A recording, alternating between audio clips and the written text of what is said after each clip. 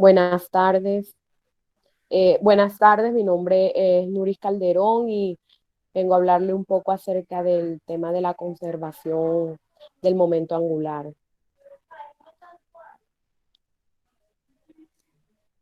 Bueno, el principio de conservación del momento angular afirma que si el momento de las fuerzas exteriores es cero, lo que no implica que las fuerzas exteriores sean cero, que sea un sistema aislado. El momento angular total se conserva, es decir, permanece constante. Bueno, como pueden observar en la imagen, la presentación, bueno, vamos a resolver aquí un problema de conservación del momento angular, el cual establece lo siguiente.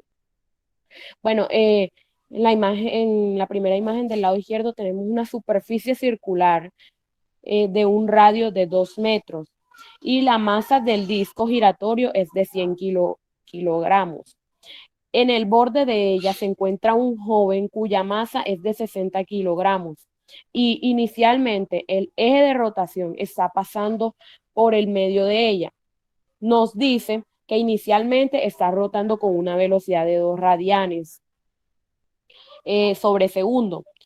Entonces, lo que sucede es que el muchacho se viene caminando, como se puede observar en la imagen de al lado, se viene caminando hacia el centro de la plataforma giratoria, de tal manera que deja de estar en un extremo y ahora pasa a estar en esta situación de la distancia, donde la distancia que va a haber desde el eje de rotación hasta su nueva ubicación va a ser de 0,5 y es, bueno, esta es pues la situación inicial y la otra es la situación final. Y pues lo que nos está pidiendo es que determinemos con qué velocidad angular va a rotar una vez que el muchacho se ha acercado hasta 0,5 metros. Bueno, sabiendo que originalmente estaba a 2 metros, entonces no hay ningún agente externo actuando sobre el sistema. No hay, eh, no hay ningún agente ejerciendo torque. Por lo tanto, no tiene por qué cambiar el momento angular del sistema. Y cuando no actúa ningún agente del sistema este, sobre el sistema produciendo torque, no cambiará. Bueno, sí, siguiente, ajá. Nosotros lo que vamos a afirmar es que el momento angular del sistema debe ser igual al momento angular final del sistema. Debe existir conservación del momento angular. Entonces, el momento angular en este caso va a venir dado por el eje producto del momento de inercia por la velocidad angular. Entonces, ¿cuál va a ser el momento angular inicial? Pues va a ser el mismo producto entre el momento de inercia inicial y la velocidad angular inicial. Y el momento angular final va a venir dado por el producto entre el momento de inercia final y la velocidad angular final. Vean que si el muchacho camina acercándose al eje de rotación, entonces el momento de inercia del sistema debe cambiar, debe disminuir. En este caso, si el momento de inercia disminuye, la velocidad angular debe aumentar para que el producto de ellas dos se mantenga constante y nos dé lo mismo que en un principio. Entonces, ¿cuál va a ser el momento de inercia final? Vean que nuestro sistema está formado por dos cuerpos, está formado por un disco giratorio cuya masa y cuyo radio conocemos, y está formado por una persona que la podemos considerar una masa puntual de 60 kilogramos.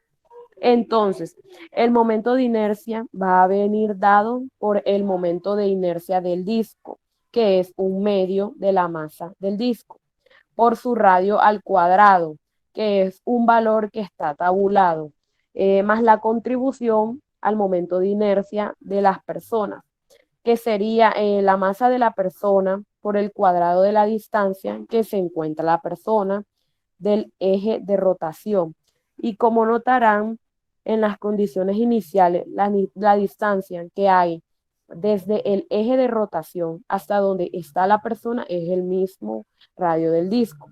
Por lo tanto, lo que nos va a quedar es que el momento de inercia inicial va a ser 1/2 de la masa del disco por su radial al cuadrado, más la masa de la persona por el radio al cuadrado.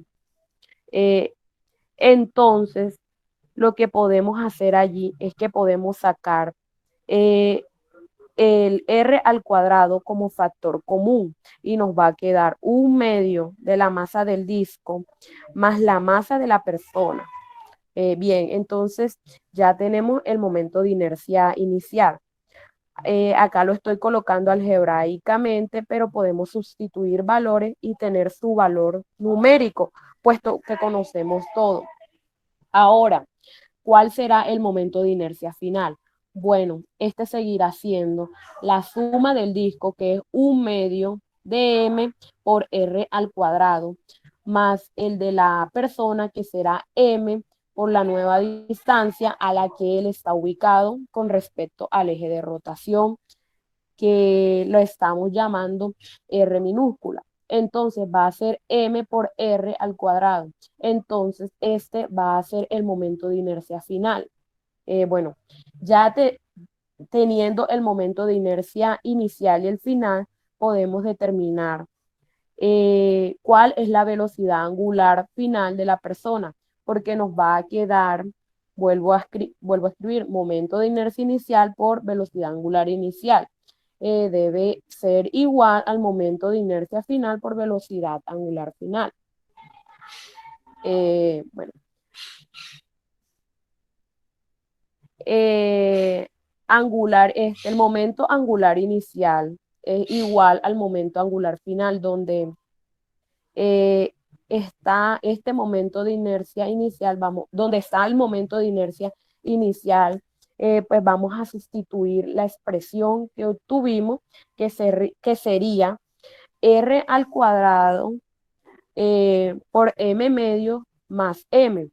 Esto multiplicado por la velocidad angular más m, r al cuadrado por la velocidad final angular. ¿Qué vamos a hacer? Pues simplemente vamos a determinar la velocidad final, puesto que conocemos que la velocidad inicial eran 2 radianes sobre segundo. Entonces, entonces todo esto lo pasamos acá y a dividir y nos va a quedar m medio más m por r al cuadrado por velocidad inicial, por velocidad angular inicial entre m por r al cuadrado sobre 2 más m por r al cuadrado. Esa va a ser la velocidad angular final con la que va a estar rotando el disco. Y si sustituimos valores, pues nos queda la masa del disco que habíamos dicho, que era 100 kilogramos, entre 2, esto es igual a 50, más la masa de la persona, que son 60, nos van quedando 110, por r al cuadrado, que sería 2 elevado al cuadrado, quedaría 4 metros, 4 metros cuadrados, por la velocidad angular inicial, que serían 2 radianes por segundo. Bueno, todo esto lo dividimos entre 100 kilogramos, entre 2 por 2 al cuadrado, por 2 al cuadrado. Esto daría 4 metros al cuadrado, más la masa, que serían 60 kilogramos, por r minúscula al cuadrado, que es la nueva distancia a la que se ubica, que es 0,5 metros al cuadrado. Y eso va a ser la velocidad angular final. Entonces, voy a sustituir valores por aquí y colocaré el valor final, el cual sería 110 por 4 por 2 entre 50. Acá quedaría entre 2, acá quedaría 50 por 4, que son 200, más 60 por 0,5 al cuadrado nos da 4,1 radianes sobre segundo. Entonces, el valor obtenido va a hacer que la velocidad angular final sea de 4,1 radianes sobre segundo. Bueno, espero que les haya quedado claro. Es bastante sencillo. Lo único que tenemos que hacer es tener en cuenta que cuando no actúa ningún agente externo sobre el sistema que produzca torque, el momento angular inicial va a ser igual al momento angular final. Y recuerden que el momento angular es el producto entre el momento de inercia y velocidad angular. Por lo tanto, igualamos el producto entre el momento de inercia final y la velocidad angular inicial con el producto entre el momento de inercia final y la velocidad angular final.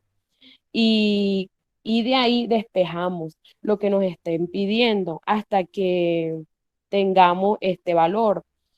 Es que como si bien en que la velocidad angular final tenía que ser 4,1 radianes sobre segundo.